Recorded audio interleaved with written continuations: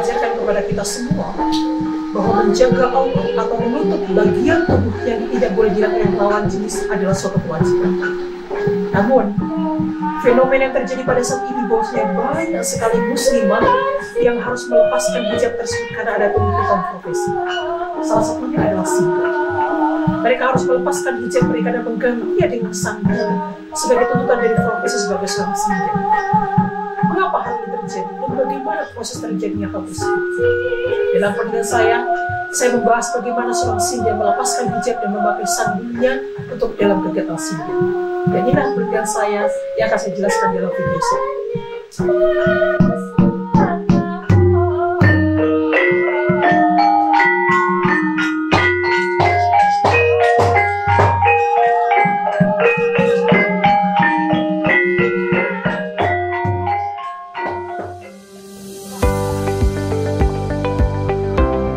Metode yang saya gunakan dalam penelitian ini adalah menggunakan metode kualitatif, di mana saya akan mengkolaborasikan antara pendekatan field research dan juga pendekatan living Quran. Penelitian ini saya laksanakan dari bulan Juni sampai dengan bulan September di salah satu sanggar milik komunitas dalang remaja Tulung Agung, yaitu Sanggar Wisnu Wiromo di Desa Beji, Kecamatan Boyolali, Kabupaten Tulung Agung. Data yang saya dapatkan ini kemudian saya klasifikasikan menjadi dua, yaitu data primer dan juga data sekunder. Data ini saya dapatkan dengan 3 cara. Yang pertama adalah menggunakan observasi, kedua dokumentasi, dan juga ketiga adalah adanya wawancara. Untuk tahap observasi saya laksanakan dengan 2 tahap. Tahap yang pertama adalah ketika para pasien tersebut beratribut diri dengan menggunakan pakaian sehari-hari. Untuk tahap yang kedua, saya laksanakan ketika para pasien tersebut menggunakan atributnya sebagai seorang sinden. Untuk tahap pertama, saya laksanakan ketika para pasien tersebut sedang berkegiatan sehari-hari seperti latihan ataupun kegiatan hari lainnya. Dan untuk tahap ini terfokus pada Sanggar Wisnu Wiromo di Desa Beji, Kecamatan Boyolali.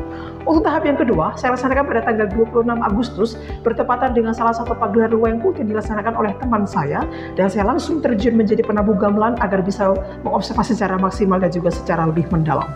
Untuk teknik wawancara, saya laksanakan kepada 3 subjek yang sudah menyetujui untuk mengisi informat konsen dan juga mengikuti sesi wawancara di 3 tempat yang berbeda dan juga di 3 waktu yang berbeda.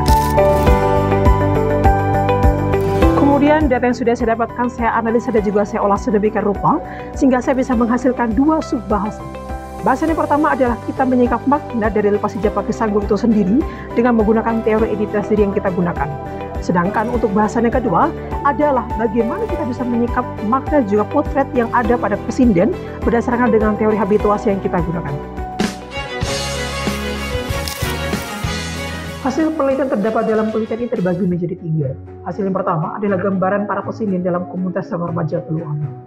Para pesinden dalam komunitas dalang remaja Tulung Agung ini digambarkan sebagai salah satu komponen yang penting yang menunjang adanya pagelaran wayang kulit. Biasanya para pesinden ini akan mengikuti para dalang yang ada dalam komunitas dalang remaja Tulung Agung untuk mengikuti pagelaran maupun mengikuti pengambilan video dan juga program-program kegiatan organisasi lainnya. Para pesinden ini rata-rata memiliki rentang umur 12 sampai dengan 20 tahun dan rata-rata masih duduk di bangku SMP maupun SMA. Para pesinden biasanya akan masuk ke dalam komunitas dalang remaja Tulung Agung karena adanya ajakan atau dibawa oleh para dalang dari komunitas dalang remaja Tulung Agung. Dan para pesinden ini digambarkan sebagai salah satu komponen juga yang memiliki strata sama dengan dalang ataupun dengan penabuh gamelan yang ada dalam komunitas dalang remaja Tulung Agung.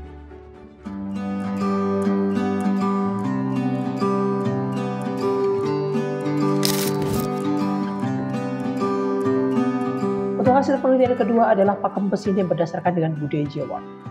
Ketika kita akan bertanya kepada para pesinden, mengapa mereka akan melepaskan hijab yang mereka pakai dan menggantinya dengan sangkul, maka seluruh jawaban akan tertuju kepada 2 pakem yang mereka gunakan sebagai seorang pesinden, yaitu pakem beratribut dan juga pakem berperilaku. Pakem pertama atau pakem atribut.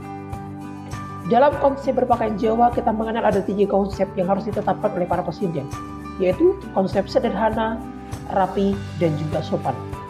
Ketiga konsep ini lalu diejawantahkan dalam bentuk 3 komponen berpakaian Jawa dalam konsep sinden, yaitu sanggul, jarik, dan juga kebaya. Sanggul ini menjadi suatu hal yang sangat unik dan juga menjadi suatu hal yang khas bagi seorang pesinden. Sanggul menjadi suatu identitas kejawaan yang ada pada diri pesinden. Untuk pakem yang kedua adalah pakem berperilaku.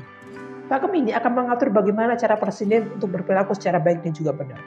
Menurut jawaban dari para pesinden yang kami wawancara dan juga kami laksanakan observasi, tidak ada sifat atau perilaku khusus yang harus dimiliki oleh para presiden. Namun, bila mana kita melihat dari konsep berperilaku budaya Jawa seperti unggah-ungguh boso dan juga lainnya, maka kita bisa melihat bahwa adanya sikap sopan dan juga sifat ramah tamah yang harus dimiliki oleh para presiden. Ketika mereka bertemu dengan masyarakat atau ketika mereka bertemu dengan seniman lain di atas panggung, maka para presiden harus bisa untuk menunjukkan sikap ramah dan juga sikap sopan agar nantinya bisa muncul kenyamanan antara para presiden dan juga para masyarakat yang berinteraksi dengan para presiden tersebut. Lalu hasil penelitian ketiga adalah adanya pendekatan habituasi. Poin habituasi terbagi atas 4 poin. Yang pertama adanya poin pengalaman pribadi, lantas pengalaman kelompok, tradisi, dan juga persepsi masyarakat. Untuk poin yang pertama atau pengalaman pribadi, para presiden ini termotivasi oleh orang-orang terdahulu seperti kakek nenek ataupun juga para pelatih yang juga sama, terutama para presiden terdahulu yang juga melepaskan hijab dan juga memakai sanggul ketika mereka tampil. Karena untuk pengalaman kelompok atau para teman para presiden ini yang juga sama melepaskan hijab dan juga memakai sanggul, membuat para presiden ini merasa normal ketika mereka harus melepaskan hijab dan juga memakai sanggul dalam suatu tampilan. Lantas untuk tradisi, para presiden sebenarnya mengikuti tradisi dan juga kebiasaan yang sudah ada pada masa lalu, yaitu menyediakan tanpa menggunakan hijab dan juga menyediakan menggunakan sanggul. Untuk persepsi masyarakat pada saat ini cenderung sangat suka ketika melihat para presiden yang tampil tanpa menggunakan hijab atau hanya menggunakan sanggul. Biasanya presiden yang menggunakan sanggul mendapatkan apresiasi dan juga perhatian yang lebih dari masyarakat.